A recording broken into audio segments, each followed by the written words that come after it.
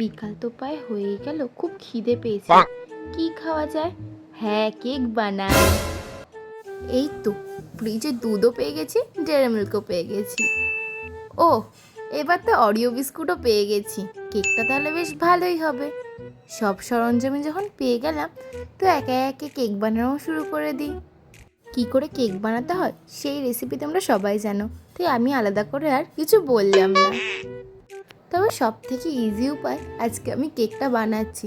খুব খিদে পেয়েছে না, তাই তাড়াতাড়ি বানিয়ে নিলাম। এর আগে যতবারই কেক বানাতে গেছি কোনোবারই ঠিকঠাক হয়নি। এবার দেখা যাক হয় কি না।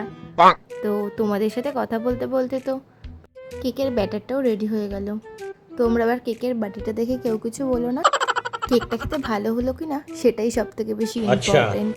সে যাই হোক, এবার জল বসিয়ে কেকটা বেক করার জন্য বসিয়ে দিলাম। যেহেতু ননস্টিকের ঢাকনায় হোল থাকে, তাই আমি একটা লবঙ্গ দিয়ে দিলাম। এই দেখো, কেকটাও রেডি হয়ে গেছে। এবার দুধ আর ডেয়ারি মিল্কের একটা মিশ্রণ ঢেলে দিলাম, যাতে কেকটা খেতে আরো ভালো হয়। কেকটা এবার ঠান্ডা হোক, তারপর খাবো। 1 hour later.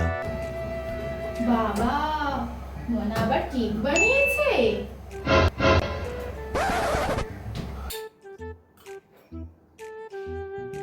বাবা, মনা তো বেশ দারুণই কেক বানায়। মা, এবার কেকটা দাও। মনা, তোর পুরো কেকটাই তো প্রায় শেষ হয়ে গেছে, একটুখানি আছে। भोला भाला था, सीधा सादा था, मैं तो नादान था।